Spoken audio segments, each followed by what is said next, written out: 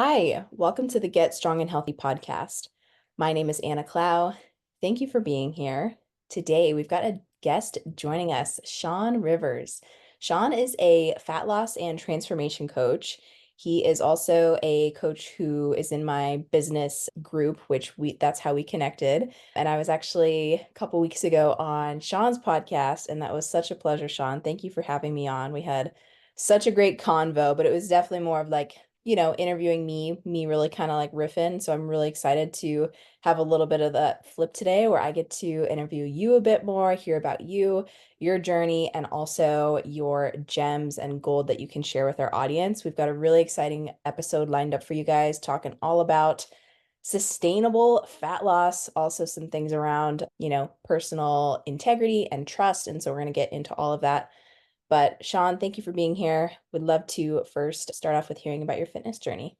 Yeah, I really appreciate you having me. I never take it lightly, and hopefully, I'm able to instill as many different golden nuggets as I can here in terms of just helping someone have that epiphany moment perspective shift. I'm always hoping to resonate with someone that's listening. And so, whenever someone finds this episode, I do trust that they're finding this episode at the right time. And so, first off, I just want to urge people, if they're already listening to your show, to not just a plug for my own show, right? But if someone really resonates with you and your content and everything that you're speaking of, like go and listen to my episode with Anna, the Growth by Shawn podcast, just so that you can get a better understanding of Anna and the way that she really dives and helps clients. So again, not a plug for my own podcast. That's more of just, hey, if you're already resonating with Anna and Anna's story, then that's something that I would urge you to go and do. So, my own personal story really started in high school when it came to fat loss. I was always, and I say always because growing up, I was the overweight kid, right? And really funny, had a couple of friends, that specific avatar. And so it wasn't until my junior year of high school when I was about 30 to 40 pounds heavier than I am right now. And a student, his name was Phoenix, and he was absolutely jacked, and he transferred to our school, and he just took me under his wing. And that summer I actually ended up dropping about 25 to 30 pounds just in that 3 month span. I didn't just go 0 to 100 and change every single thing, but I started working out, I started moving more, started eating less, started eating a little bit more protein, and just all of those small changes, especially at a very young age, had gotten me to a point where I was able to lose 25 or 30 pounds just in the matter of a summer. Now, I think depending on where you're at in your journey, that's not always the most sustainable approach for someone, because I've had many ebbs and flows just like everyone else, where even though I was down to about 170 pounds there, I had shot back up to around 230 pounds after college. So I have also had an up and down journey, and it's not just linear in terms of how a lot of us like to look at it or hope for it. And so after college, it was again up and down, where I had a passion for fitness. I didn't necessarily have a passion for helping people yet until about 2 or 3 years into personal training. And then I was really interested in, hey, you're paying me and I'm telling you to do this, but you're not doing this. Why is that? And that really sent me down this whole rabbit hole of why certain people operate in a certain way. And so that's really my story as a snippet, and I'm happy to go and dive in deeper to any aspect that you want to start with.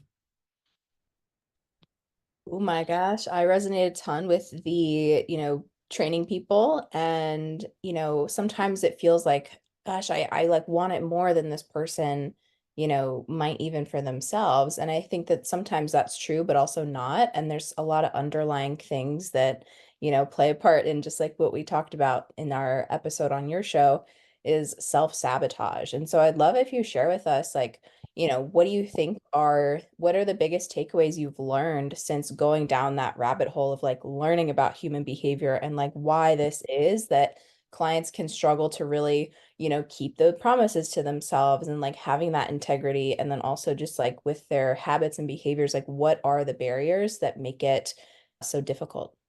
hmm I'd love to just start by just explaining what personal integrity is in my own words. So, to me, the way that I view that is just how we keep promises to ourselves and our level of trust within ourselves. Now, when we look at self-sabotage and all of these, why do I say I want this, but I do the opposite, right? We don't automatically just say in the beginning, oh, it's because I don't trust myself. That's not really how we view ourselves or how we operate. And so, and if I was going to tell you, hey, you know what, I'm going to pick you up from the gym. I'm going to pick you up tomorrow and we're going to go to the gym at 6 a.m.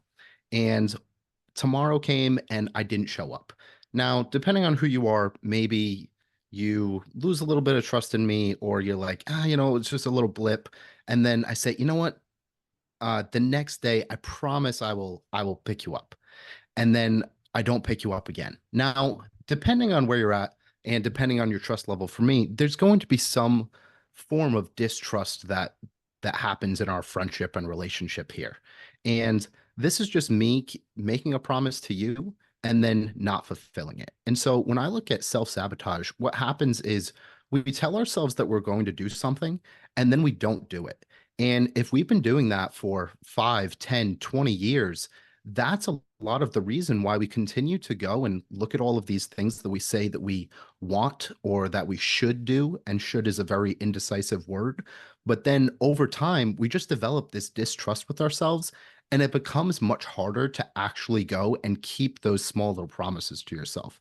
You can just use a simple example of tomorrow, I'm going to get up at 6 o'clock in the morning. I set my alarm the night before, and then you know what? You snooze. That is immediately just starting the day with just a small little loss. All right. You can look at wins and losses with every single choice that you make. But if you just started the day, you're already 0 for 1. And I think it becomes much harder to go and make all of these different lifestyle habit changes, and especially the way that you view yourself, if you continue these patterns of, I made this small little promise, I couldn't keep it. So now when you make an even bigger promise, it's that much harder to keep. So I don't know if that was answering your question specifically. There was a lot of different things that you wanted me to go into, but just in terms of like personal trust and building trust within yourself and then why we self-sabotage, I think it's a lot of our internal way that we view ourselves, but also the fact that we continue to tell ourselves that we do these things and then we don't follow through with them.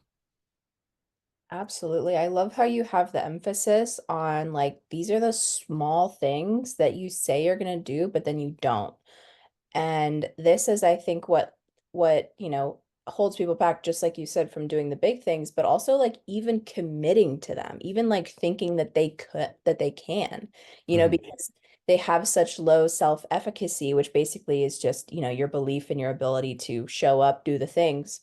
And over time, especially in the fitness world, there's so many programs that are like designed that are just designed unsustainably, and it leads them to feeling so discouraged they're not able to be consistent, and then that's lowering their self-efficacy, and then that just leads into the spiral of they're like, oh, I'm going to do this, and then they don't do it, and then the whole defeat around this journey. And it really does like stop people from getting healthier and from getting fitter, which is our number one goal as coaches. Is this is how we're trying to change the world, and it's so frustrating to us, just unfortunately, there's a lot of this in the industry. And so this is what, you and I are here to disrupt. And so I love Mhm. that you take this spin and really, take the time to educate yourself on these areas, because there are unfortunately a lot of like trainers and coaches who are like, what do you mean? You just don't want it bad enough. Just do better. Like, and they don't Mhm. really kind of take the time to understand why their clients might be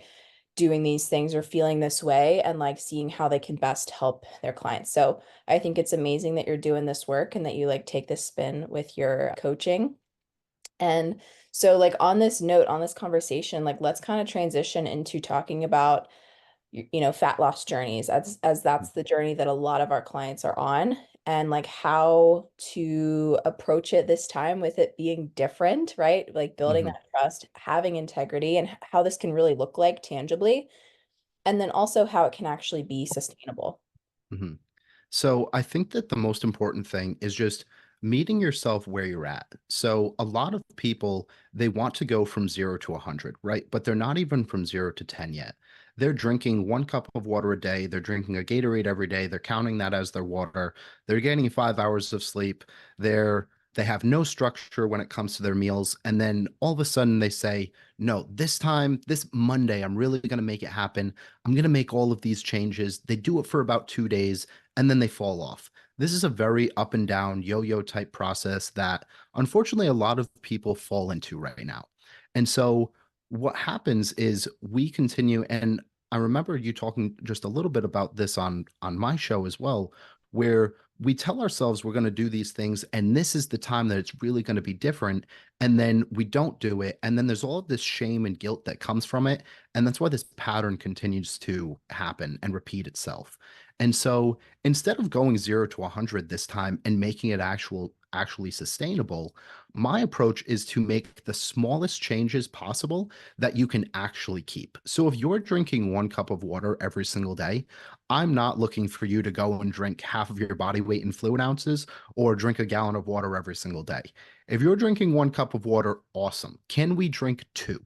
Right? If we're having one in the morning at 0 at night, you know what? If we zoom out a little bit, then we can look and say you just doubled your water intake if you just started drinking 2 cups of water. If you're getting to bed at midnight and you're waking up at 5 o'clock in the morning, all right, well, can we go to bed at 11:30? And it may not seem like this monumental change, but again, zooming out, if you look at that for the week, all of a sudden that half hour, that's an extra close to 3 or 4 hours of sleep. That's a pretty substantial amount. And so really just making it so that you can have the lowest barrier of entry and something that you know that you're going to be able to hit to celebrate and stack up all of those small wins.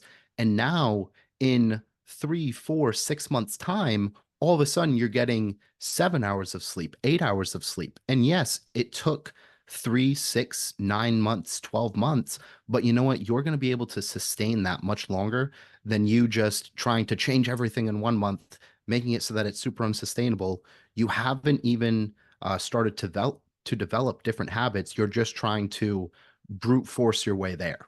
And so, really, those small changes. And so, the second thing that I want to talk about with making a diet more sustainable or a lifestyle more sustainable, many of us look at all of these different diets and try to fit the diet into our lifestyle.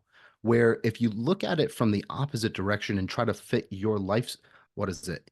You try to fit a diet into your lifestyle as opposed to trying to fit your lifestyle into a diet.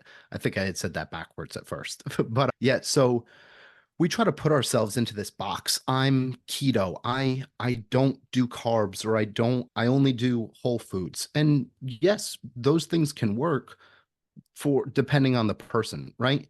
And so there has to be some healthy balance of, okay, what is the lifestyle that I actually want to live? And how can I make this sustainable? But then also looking at, okay, the lifestyle that I have also got me to the place that I'm in. And now finding a healthy balance instead of just this is the diet I'm going to do, I'm going to make it work. Like no, let's fit some of these different foods, movement, sleep, water, really the basics and fit it into your lifestyle. And as you can look at and continue with this consistency, that's really just the name of the game, is just consistency. And so, if you can find something that is consistent and you can stay with and start to view things in months and years as opposed to days and weeks, you will find that all of your progress will happen because it's inevitable as long as you can stick with it. Absolutely. I love that. And finding like a diet that's going to work for your lifestyle, like what something that came to my mind was like, let's say the person who is Italian and their grandma, every week comes over and makes like this most delectable pasta, and it would be offensive to her not to eat, right? Like that sort of lifestyle, like you want to be able to have those moments and not be like, oh, sorry, I'm doing keto. And so like for that person, maybe if you are trying to go on, lowering your carbs, maybe you take an approach where you do some sort of like carb cycling where, you're having like some low carb days and then you're allowing for that high carb day versus like you're getting to that moment, you're eating it and then you're feeling guilty, feeling like you're failing, but like rather like let's plan for it and let's set you up for success to where you can still get results, you can still, be working towards your healthiest best self, but like also it fits in your life. And you mentioned like avoiding like brute forcing your way to change. And oh my gosh, I talk about this a good bit, and the term I use is like white knuckling it. Like you just like Mm, kind of white knuckle yourself to results or to change. And I think of it as almost like a rubber band. Like hmm when you're doing that method, you're like pulling back this rubber band, like real, and then you start going like harder and harder and harder. And all that happens is you snap back even harder and faster in the other way.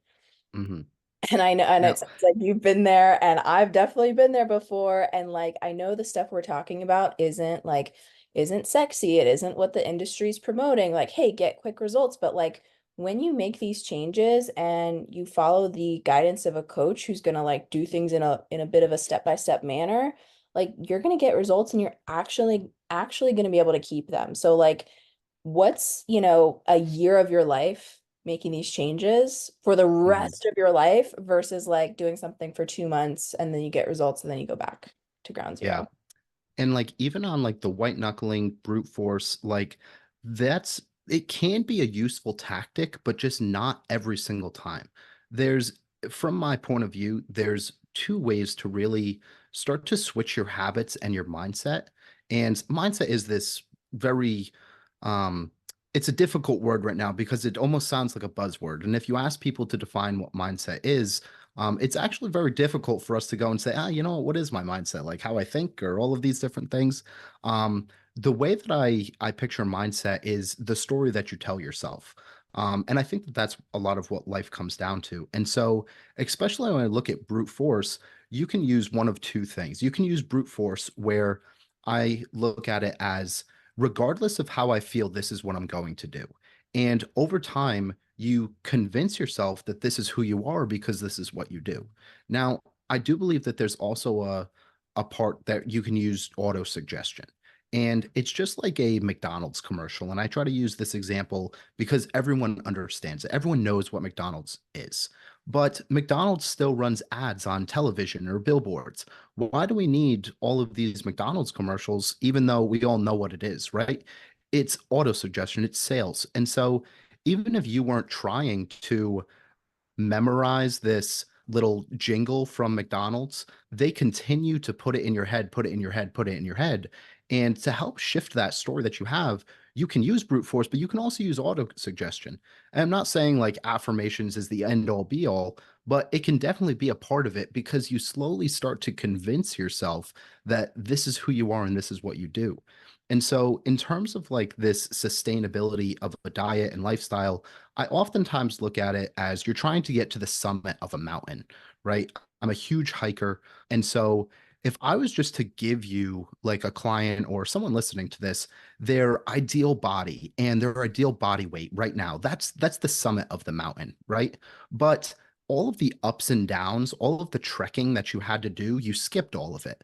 But what's important of that is all of that trekking that you do, that's where you actually build all of the sustainable habits. That's where you understand this is what works for me and this is what doesn't work for me. This is a time of sprinting and is a time of walking. I'm going to slow down here, but I'm going to speed up here. And if you miss all of that and I just planted you at the top of the mountain, then who you became throughout the hike, all of a sudden, if you just have the outcome, it's not going to be sustainable because now you didn't become the person that you needed to become to get to the top. You were just given it. It's the same thing as if, you know, you went and won the lottery, right? And 70% of people that win the huge millions of dollars, it's gone within 5 years. It's the same thing because they didn't have all of the mindset switches and they didn't have the financial literacy. They were the same person. They were just given something. And so, especially when you're looking at building a sustainable diet and lifestyle, look at it as this up and down hike because who you become during that trek is going to make it so that you're actually building something sustainable instead of just given the outcome. I love that perspective. And it's not just like with being able to, sustain your results for sure, but I think about like just life. Like it's literally teaching you so many lessons, especially I think if, you're maybe I think of like someone who's younger, like getting into the working world and like seeing, oh, like I actually have to discipline myself. I actually have to show up. I'm not just guided anymore. Like I have to make these changes myself. And I think that the gym and fitness like gives you so many life lessons. And it's literally like the starting point in my mind for like life transformation, like personal growth is like, our mentor talks about this all the time. Like, what does he say? Mastering your fitness first, and then, the rest kind of like flows from there. So, Shawn, I have a question for you is, when you are like starting with a client, you're working with a client who needs to make some changes, but maybe a little bit smaller to really show themselves they can do these things. They can trust themselves. How do you balance that with like, kind of giving that client maybe like making sure they're really getting a quick win, or like a client who's maybe like, oh, like I want to, give me like this plan, like all these things that whatever, and they think that, oh yeah, that's what I want to do, but you're maybe like, hey, let's just focus on these two, three things off the Mhm. bat. Like, how do you kind of balance that and like give them, that stuff at the beginning, but then also like teach them, you know, definitely share with us your process. Yeah. So a lot of this circles back to just meeting someone where they're at, right? A lot of us have all of these big, lofty goals, or perhaps we just don't even have a vision of what we want, right? There's so many different avenues to vision casting and what we actually want, why we want this, all of these different things. And finding your why can be important. But personally, I like to just assess where we're at first. So going through a process of, have you just tracked your calories before? Have you tracked your protein, fiber, these basic metrics? And this isn't something that I want someone to do forever, but at least if we can get a baseline of, hey, you know what, this is where we're at for 2 weeks. What are some of these different habits? Where are we falling short? Where are we scurrying to the cabinet to go? And, we have this little trigger from work, and all of a sudden we're ravenous when we come home, right? And so if we're there, it's not like all of a sudden we're just going to say, this is the amount of calories that you need to eat and just do it. Right. And so really tracking, I'm big on just having structure and tracking, because if you don't know where you're at, it's hard to go and envision where you want to go. And so doing something like that, and then even just tracking different metrics like your movement and your weight, and taking the averages as opposed to one select, like, all right, this day I was really good, or this day I hit my 10,000 steps, or this day I hit my gallon of water, this day I hit eight hours of sleep. And looking at it, I always love to just zoom out. So even though you got 8 hours of sleep Monday through Thursday, then Friday, Saturday, Sunday came and you got 4 hours of sleep each day. So now instead of 8 hours of sleep, you averaged more of like 5 or 6 hours of sleep. And taking the averages can be a great way to start to gamify things.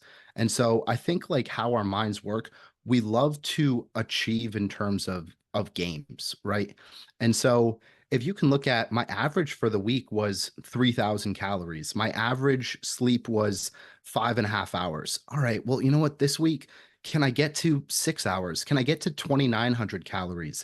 And making it a small game to start, I think is always a very useful tip.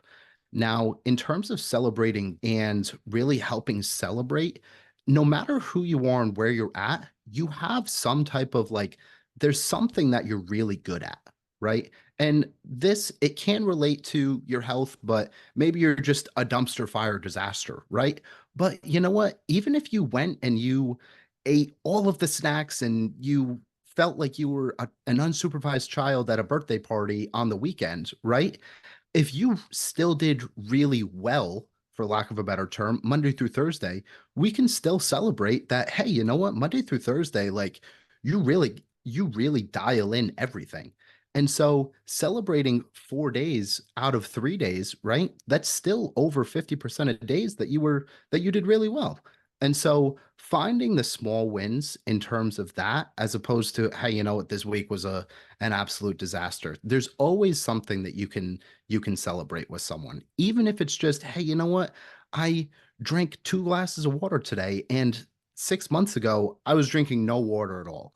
There is something that you can start to celebrate and win, and every single person is different, and no matter how small it is, if you can continue to put yourself into that energy of oh my God, like I did really well, then that will continue to carry over.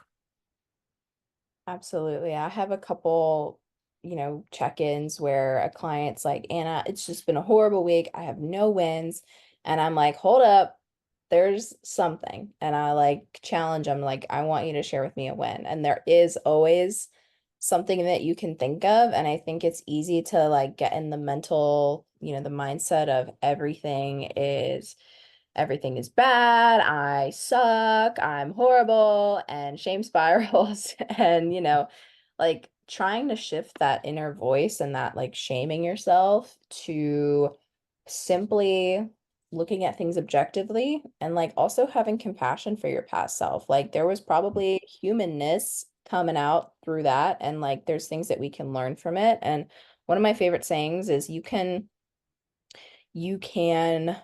be compassionate towards yourself and hold yourself accountable. It doesn't mean that being compassionate means like you're letting yourself off the hook. I think a lot of Mhm. people think that, but like, trying to not shame yourself for a bad week is definitely really important to be able to move forward and like get rid of that all or nothing mindset, because to show up consistently, to get results, to have them last, this is so much mental of you can't be, perpetuating the cycle of I'm on the wagon, I'm off the wagon.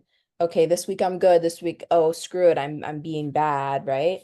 And Mhm. so it's definitely a big mindset switch. And so I'd love for you to like dive a little bit more into like the sustainability factor and more so like the mindset side of things as well. Mm. The all or nothing mentality is something that I think every single person has really been stuck in at one point or another. There's a couple different just small metaphors we can use, right? If you got a flat tire, would you go and slash the rest of the four tires? Most likely not, right? You would just change the one tire. You can also look at, you know what? I forgot to brush my teeth today. Does that mean that you're going to try to make your teeth as dirty as possible? You're going to make sure that you don't brush your teeth the next 3 days. You're going to try to get a cavity and you're going to immediately just go and book a dentist appointment. Like, no, you're just going to hop back on the horse and go and brush your teeth at night or tomorrow. You're going to say Yeah, something I've there? I've got one. Another metaphor that I love is like if you forgot to pick your kid up at school, would you just like leave him there? And like I was presenting to a group of moms and one of them was like, I would. But Yeah. it's the same kind of thing. Like it's like why do we do this in our health and fitness and Mhm. we don't do these in other areas? And I think what I've kind of like concluded is I think it's a cop out. It's the Mhm. easy way. It's the Yeah. easy way to say screw it and like let ourselves off the hook for doing the hard things and showing up for, the things that matter. I think what tends to happen, and a phrase that I really love to use because I have been this same way, very complacent with life, right? Where we have a couple of huge weeks, and then all of a sudden this one thing happens, we're down in the dumps, and we say, screw it, I'm not going to do this anymore. And I think what happens for a lot of us is that our life is just not that bad, right? And so what happens is we get complacent because, you know what, I'm overweight, but my wife still sleeps with me sometimes. Or, I'm like uncomfortable to take my shirt off, but you know what?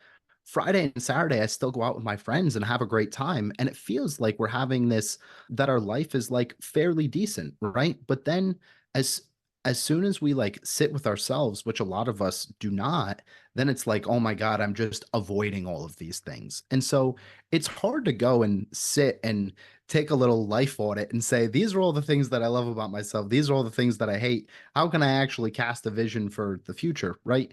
And a lot of us get stuck in the past, and all of our past choices and behaviors, they've gotten us up to this point, right? They've gotten us to the point where the two of us are chatting right here. And a lot of us, for myself personally, we look at like the past and how do I change it? How do I get through all of my stuff, right? All of my capital T traumas. And for me, like I have some as well, but like not as bad as some other people. And I think that we just get stuck in this loop of trying to change, like this is who I was, so this is who I am. And we convince ourselves that this is who we are. Where really what's happening is all of this past self, I think it's just the fake version of you, right? And we've just convinced ourselves that that's actually us. But what if you have just convinced yourself that that's the fake version of you, right? And so what happens is I think what's more beneficial is to actually look at the future and vision casting, manifesting, all of these different spirituality type terms, right? As soon as you can look at actually where you want to go and who you want to be, then you can continue to try to put yourself into that energy of how would this person show up? If I did have a six pack, how would I show up for life? Right? If I did go to the gym every single day, how would I show up to work? What would it feel like to actually eat healthy? And the more that you can continue to put yourself into that energy as opposed to blaming and shaming yourself for who this fake version, this past version of you used to be, I think it will become much easier to pull that future into the present. I don't know if that's making sense for at least the audience right now or you, or if we need to pick this apart a little bit more, but that's especially a lot of how I like to do things. Not necessarily that every client or person that I talk to has to have some type of spiritual background, but even just like what myself, you, and Nick talk about, and all of these different aspects of energy, the more that you can envision the future version of you and what that person does, how that person feels, and truly embody that now, it will actually become much easier to get there instead of playing this blame and shame game of the past. I love that. And a lot of what you're speaking on sounds like it's identity shifting. Is yeah, Mhm, is getting that vision of your future self, and most importantly, how do they think, how do they act, and literally be you can become that right now. And mhm, being that person is what's gonna get your outcomes to, where they want to be. And that's really where it all starts. And that's the coolest thing is like we have power over how we show up and we can choose in any instant to change. We mhm. have complete control over that versus getting so hung up on what certain outcomes are right here, right now is like anytime I feel uncomfortable, I feel frustrated, I feel like, just down and upset about maybe where I'm at is like I immediately redirect that energy into action and like, all right, what am I going to do moving forward? And it's funny, I just kind of answered my own question. I was going to ask you like, but Mhm. I think definitely add to this if you have anything else is like, what's the balance between, like having some acceptance or like peace or whatever with where you're at, but also like being hungry and achieving for more and wanting more and like knowing that you have more in you. Like, where is that? Where do you kind of like, I guess, balance that and how do you go about that? So it's a very difficult, nuanced question, right? Because we're always chasing the next thing. Even when we reach an achievement, many of us, whether you're a high achiever or whether you're just someone that's getting through the day, when you go and actually hit a milestone that you've wanted, you immediately just look for the next milestone, right? And we can look at our past and we can look to, oh, well, this is who I was. This got me here. How do I accept this? I can never change it. And it's not the easiest thing to explain. It's not the easiest thing to do because every single person is going to have a different way to get through this. As much as I wish that I could just go and say, hey, you know what? You just have to do this, this, and this, and that's exactly how you get through it. It's just not how it works, right? The way that I interpret it and the what's best for me, and this has been very difficult for me, but it's doing your best to express gratitude, right? And so it sounds silly, it sounds woo woo, right? Oh, well, how do I be thankful for where I am right now? But the more that you can be grateful for where you're at right now, and that all of your life choices have gotten you here, listening to this podcast in this moment, like that is meant for you right now, whether you're listening to this today or whether you're someone that found this podcast in a year ago. If you can look at it from the frame of, I only found this podcast when it was meant for me, and life is happening for you instead of to you, a lot of things can start to change because we simply just attract what we are. And so, as you can continue to be thankful and express gratitude for a person, a cup of coffee in the morning, or the fact that your car got you to your work without breaking down, all of these small little things that sound silly, right? But again, celebrating the small wins, it's just the same thing. It's the small little things that continue to add up. And so, as you can continue to be grateful for more things in your life, life will start to present you with more in the external world, for lack of a better term. And so this debate of how can I accept my past? How can I still be hungry for more? If you can just be grateful for where you're at right now, I think that's the strongest emotion that you need to continue to practice and practice and practice and develop and develop, develop in order to be able to accept your past as well as be hungry for more. Yeah, and it comes up for me like I think even being grateful for like where you know you're going, Hmm. okay? Yeah. Yeah. So one more thing that came up for me is you mentioned like, being someone who is to me it sounded like creating your life and your results and like going for achieving, or if you're someone who's just like trying to get through the day. And I'd love to like talk about this a little bit more and like the difference between being, proactive in your day about how you're showing up and being reactive. And I think that there's definitely, privilege around this topic, and there's definitely things that can be like out of your control and can lead to just feeling like you're just trying to get through your day. But also, I do think there's a lot of times where people are like self-imposing stress, or they haven't learned how to just like make this subtle switch that is totally available to them or to a lot of people. And so I'd love to hear like what you think about that, and like maybe if you have any personal examples of like times that you've been proactive versus reactive in your days. Hmm. So I think this really just boils down to intentionality. The more intentional that you can be throughout the day, the better that you're going to be able to respond to situations. When you have no intention, that's when you're just reacting to different scenarios. When your boss comes in and screams at you, you know, that's when you're just reacting as opposed to me saying, "You know what? Oh my God, like my boss has got some stuff going on right now."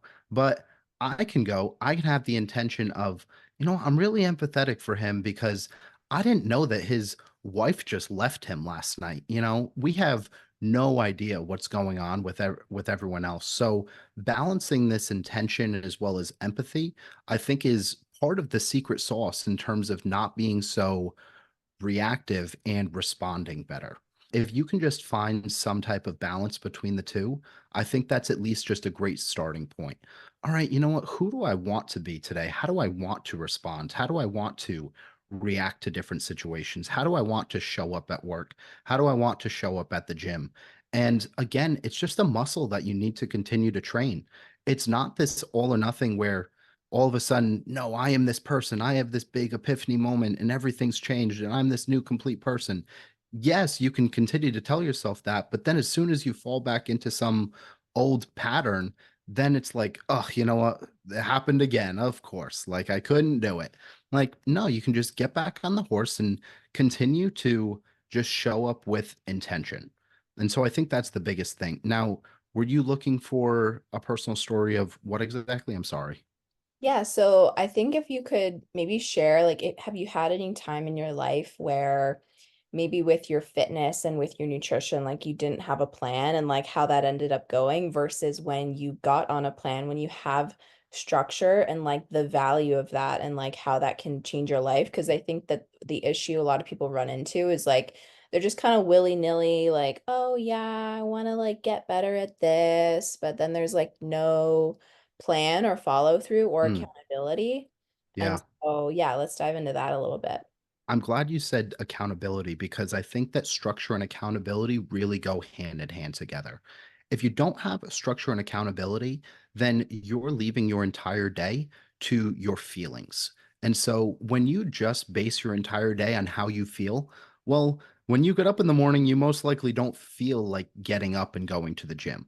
But if you have the structure and accountability, it could be as easy as having someone that goes with you to the gym at 6 o'clock in the morning. It could be you just text someone, "Hey, I'm up. Are you up?" Like something like that. It could be a little tracker that you have, right?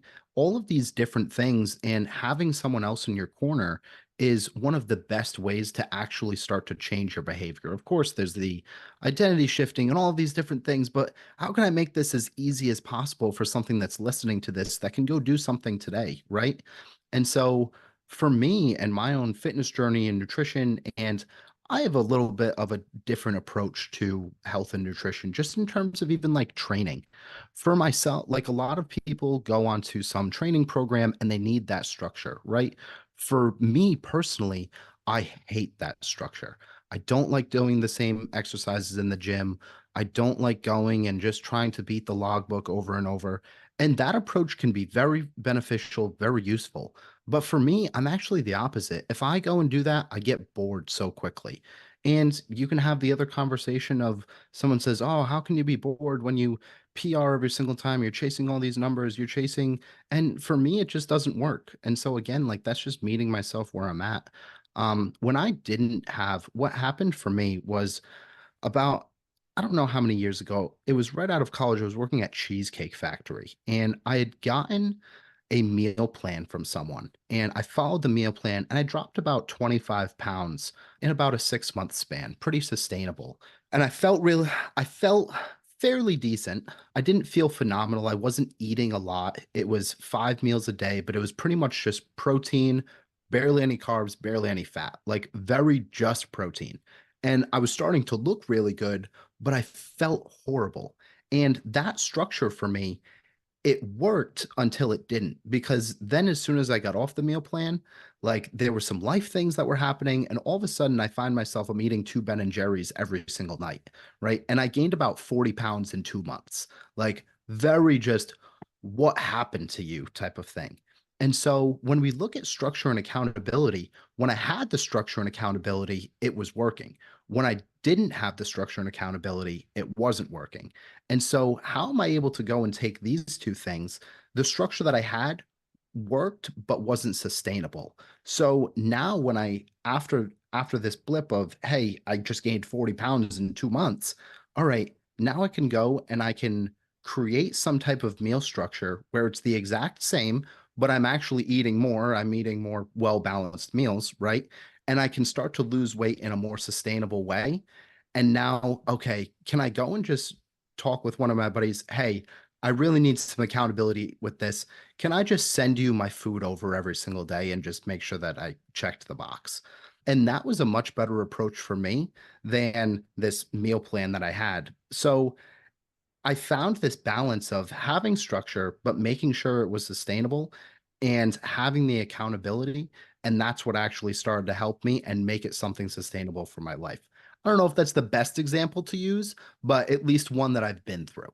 Yeah, yeah. And I relate a lot with at the beginning of my journey, I wanted to lose weight and I think I started eating like probably half the amount of calories that I was actually maintaining at. And I wondered why I was struggling with binge eating. And so I binge ate a good bit. And when I finally like bumped up my food and was like actually eating enough, I started seeing results and I could actually sustain it. And so I definitely relate to that where it's so sad that, a lot of us get into this, we don't know what we're doing, we just try and like do something and then we get to the end of it and it's like everything in our body, our survival mechanisms, our, brain, like we're so tired of, not being able to eat normally that we go like way off the rails. And like now that, it sounds like that's like what you and I both help people with is like avoiding that because you don't need that. You absolutely can be healthy, see progress, see amazing results while also like not having to, give up some different things and like being able to eat enough where, you feel good and you're not, harming your health, right? Like there's a way to get results in the name of also like aiding with your health goals and not just like getting results where like your health ends up getting worse at the end because I'm sure you've like been there and I definitely have where like I did this cut and I had no energy. My hair was, freaking felt like it was falling out. Like I was in a really bad state. And yeah, like coming out of that and like actually getting healthy and doing things the right way is the best thing that I ever did. Yeah, I think that that's a lot of what happens to us is that we find something that starts to work, and we want all of these results really, really fast, especially now where anything you want is really, really fast. If you want food, I can DoorDash food to my house in 30 minutes. If I want a woman, I could go on Tinder right now and do XYZ, right? All of these things, if you want a little dopamine hit, you can go on Instagram and you can compare yourself to someone else's life. And so look, just it's easier said than done. And everyone that's listening to this has gone through something similar, even if it's not in health and fitness, right? And so it's okay to go and have the meal plan fall off, and then I'm not promoting binge eating or anything like that, obviously, but in order for us to get to where we are, I do feel that we had to go through this, because now when someone comes to us and they're like, this is what's going on, hey, I've been there too, right? And I'm not saying that we're a registered dietitian, things like that. Right now, we always have to make that disclaimer at times, but just understanding that we've been in the same spot and being able to relate to someone is, I really think, a huge superpower in terms of how we communicate and how we can build relationships with people. Yeah, like just us talking about our journeys, I think probably some people are like, oh, dang, like, I think it's easy to like pedestal coaches, like, oh, they're like masters at their craft and they've been doing this for years. Like, yes, but also like we've been in the trenches and like that's, what's really inspired us to do what we do because we know how hard this stuff can be, but it also doesn't have to be, right? If we do Mhm. things the right way. And I'll share a little bit about like me, creating my life versus not is like, especially actually this year with lifting, with my workouts, I kind of like I've had many coaches before and I've always training has just been the easiest thing for me to just show up and execute. And this past year, I haven't had anyone writing my training for me. And for weeks on end, I would do well, but then I would be like, oh, I want to like switch up my training. But then, I would prioritize like client work over it. And then I wouldn't quite have the plan that I wanted like written down. And then like it's getting late and, just like not having that like really clear structure, it has really like impeded just me showing up for my lifts. And I'm like, so, I've been in a place where I'm so over that. And I'm like, I need and want that structure back. And so I just hired myself a fitness coach who's going to be writing my programming. And so, like, just that right there, it's just that reminder that having a plan or not having a plan is planning to fail. Mhm. Like if you're really, if you know that nutrition is something that is holding you back and you're not eating in a way that is good for your body and you're like, "Oh, I just want to get better, I get better." It's like, do you actually have a plan with it, right? Because it's easy to say, "Oh, yeah, I want to focus on this," but like what does that even mean? And like what specifically does that look like? And like can you get like a professional to help you? Like I would say definitely start there if you can. But if not, like really creating some sort of specific goals and specific intentions, not just like, "Oh, I want to try to do this," but like, "No, I'm going to do XYZ and like this is what it's going to look like." And then that is where that's where it becomes real. That's where Mhm. there's accountability. I think that a lot of people like to make like vague goals to avoid like, oh, well, if one day I don't feel like doing it, right? But like when we say like, hey, like the next 6 out of 7 days, I'm gonna hit my macro goals, like that's scary, but like Mhm. that's like, hey, like, all right, now we gotta execute. I think it's really important to have that structure and accountability, right? What you're talking about, and having a plan. Something that's really started to help me, especially over this past year, and a lot of different clients that I've worked with, is simply just putting something in your calendar. It may sound tedious and silly, but if you have a doctor's appointment in your calendar, you're not going to miss it. You're going to go. So even if it's just putting breakfast, lunch, dinner, these are the times that I'm going to eat, if that works for your schedule, that's something that can be really helpful, because if it's in your calendar, you're much more likely to do it. And so, especially what you had talked about with your goals and finding this like deeper why and being more specific about them, if you look at your goals and you say, I want to make more money, well, if I hand you $1, then you made more money, right? And so being much more specific with your goals of, hey, you know what? I want to, just like you said, hit my macro goal 6 out of 7 days. That's something specific, that's something measurable, it's something attainable. I'm going over SMART goals here, right? Attainable. And I forget what R is, but then T is something to do with a specific time, I believe. And so the more specific that you can get with something, the easier it is to backtrack and work your way there instead of, I just want to look better, which a majority of us tend to fall into that category. Yeah, and it's something I've sort of noticed is a lot of people come to me and they say, "Oh, I know what to do. I'm just not doing it." And I'm starting to pick up that sometimes people don't actually know what to do. They think Mhm, they do, oh yeah, I just got to eat healthier, just got to like work out, but it's like there's actually a lot more to this where, we're trained in how to get people best transformations and results that I think sometimes people don't even know the depths of what we can do for them and like how we can master their plan. And so like I think that that alone sort of, it shows us like when someone says, "Oh, I just know what to do, but I'm not doing it." Well, if you did actually know what would exactly get you to where you want it to be, you would be doing it. Like mhm, where's like that disconnect, and I think that clarity, like lack of clarity is the issue that we come into is like we're not mhm, clear on, all right, what exactly do we need to change and like what the result is going to be from that. So I want to go back to what we were talking about earlier is like sometimes looking in the mirror and like just being honest with ourselves with where we're at. I feel like it's a never-ending thing, right? We're all mhm, on a growth journey of like sort of recognizing our things that we're dissatisfied with. And I think that going there can be so painful, and I think that mhm, that's why people avoid it, would you say? mhm. Um, Personally, I don't necessarily think that that's the number one driver, that it's so painful that that's why we avoid it. Because I think that when you look at the threshold of pain, everyone has a different threshold. And so I think that for a lot of people, their pain actually isn't bad enough for them to change yet. Now, when I look at looking yourself in the mirror and all of these types of things, like having the hard conversation with yourself, I think it's more of what did you say exactly? I'm sorry. I lost my train of thought for a second.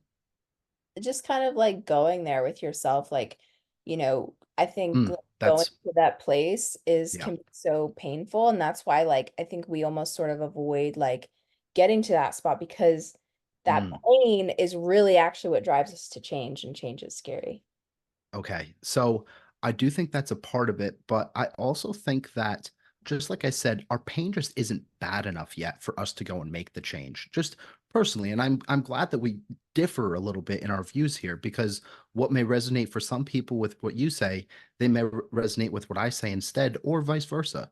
I do think that a lot of us are distracted as well, though. And we're actually not taking the time to go look in the mirror, right? If you got up this morning, you went to the bathroom, you brushed your teeth, whatever. Are you really even staring at yourself and looking at yourself and being like, am I happy? Am I fulfilled? All of these different phrases or emotions that we want to feel in life. I think of a lot of us just distract ourselves away and so that we don't have to ask the hard questions. And if we just took some of those distractions away, we would be able to go and ask the hard questions, realize and look at the pain, have the more difficult conversation, and then go and make the change. Yeah. Yeah, and I actually think we completely agree. I think like I was trying to say that, but maybe it wasn't Mm. coming out in the right way. Yeah, no, no, it's okay. Yeah, but like I totally agree. Like it's it's hard like accepting these things and like facing these truths. And so it's just like you said, it's so easy to avoid it, to distract, or even like make up reasons or stories in our head like why it's okay and Mhm, sort of like rationalize about it. And we see a lot of this, I think, on the internet too. And I think it's like a coping mechanism sometimes for like, being okay with where you're at, but also like, having that awareness that there's more there's more deep inside that, you desire, but like accepting that and like facing mhm, that can be really tough. And that's why people, I think, avoid doing it. And like going there is what's going to feel so painful, but that is like that's going to really help us like be the catalyst for big change in our lives because everything we do as humans is like based out of emotion. Hmm. Yeah, and this really revolves right back to what we were talking about earlier, right? If you don't have the structure, then you're just letting your emotions dictate what you do throughout the day. And we're such emotional beings. And if you allow just your emotions to dictate what you do, you'll never get anything done. And so, especially with the distractions and not exactly asking ourselves these more difficult questions, I think the best thing that someone can start to do today, like right now after listening, is to simply subtract. Now, oftentimes we want to add all of these things in order to start to propel our life forward, but sometimes the best way to add is to actually just subtract, especially with the internet and social media and all of these different distractions and outlets that we have. If you simply took some of those away, it will allow you to become much more clear to ask yourself the more difficult questions and then start to propel forward. So, if you take anything away, the best thing to do right now is to start to subtract some of these things. I'm not saying that you need to go and sit and stare at yourself in the mirror for 2 hours and ask yourself, what is the meaning of life, right? Sure, you could get there at some point, but if you just started to take some of these distractions away, I think that it will allow people to get much more clear on what they actually want, where they're at, what types of pain they have, and how they're going to get through it. I have a personal story that I just happened that is exactly this is usually when I go for walks or really just throughout my day, I'll like turn on music. And I realized that I was doing it like pretty excessively. I was like, Mm, why am I not letting myself just like sit and feel and think? And when I just decided I'm gonna listen to less music this week. And the week that I did that, I had the most profound ideas and clarity about my life. And mhm. I was like so fired up about it. And ever since, I feel like I've been more focused, more productive, and like this is exactly what you're saying is like take away those things that are literally draining your life force and like not allowing you to have that clarity and like distracting you and that can be so your gold. I'm in a similar position right now, and I'm not saying that I'm perfect or people need to mirror myself. I just canceled my Apple Music subscription, right? And this is a whole rabbit hole that you could start to go down. I s- I've always loved listening to music at the gym and things like this, but when you listen to a lot of the words that music actually is, and again, just take this with a grain of salt, but a lot of what music is hypnotism, right? And that seems like a scary word or something. But you can go back to the McDonald's example where you know these little jingles of the Michelin Man or McDonald's or Burger King or whatever, just because you heard it over and over and over with some type of rhythmic jingle. And so it's the same thing that music is doing. And I'm not telling people to go and just stop listening to music, right?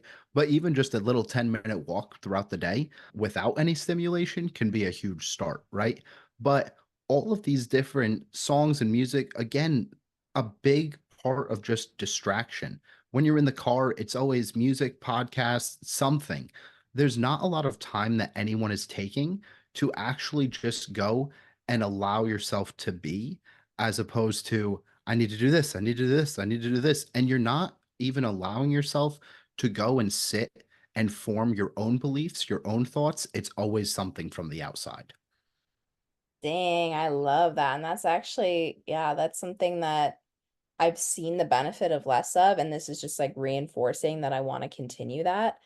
I learned from a mentor that it's a framework that's exactly what you're saying, I think is like he taught us to like look 20% outward, getting information, learning, but like 80% go inward. And I think that, it's easy to avoid that. We don't want to like listen into ourselves and take action on the things that we know we want to be doing and Mhm. moving forward, but for some reason we think that our answers are outside of ourselves when really like the answers are within. And yes, we should not should, but like, yes, we can get a ton of value from outside stuff, but like not letting that be like 100% of, what we're filling our attention with. Hmm. And this is just, again, it's just this entire rabbit hole of all of these beliefs and everything that you have, especially about yourself, like, did they come from you or did they come from something that's external, that's outside of yourself? And all of the traumas and I'm not enough and all of these detrimental things that we believe about ourselves, well, is it because that's what we actually believe, or is it because something that's external, that's how they had felt about themselves and we took that on, right? And again, it's just an entire rabbit hole that you could start to go down. And so when you're looking 80% internal, 20% external, even look 100 years ago, right? They didn't have podcasts or computers. They barely had telephone whenever the telephone was invented. I don't even know. But it was a lot more just internal as opposed to external. And like for an example, something that had come up for me just now, this past weekend I had went to North Carolina and we had went to the Biltmore and it's the largest house in the world. Okay. It's actually 8,000 acres of land. It used to be 100,000 acres, but they donated about 92,000 to build a forest. Okay. But when you're looking at the largest house in the world, and I didn't even know it existed, but all of that had came from it and this inspiration that you can look for, yes, it's external, but when that person had created it, it was very internal. They were very meticulous with all of the things that they had done, right? Every single room, every single piece of furniture, all of these things. And it wasn't like this person had gone and said, I need to get this, this, and this from this person. I'm sure that they were much more just internal. He had a room just for sitting in silence, right?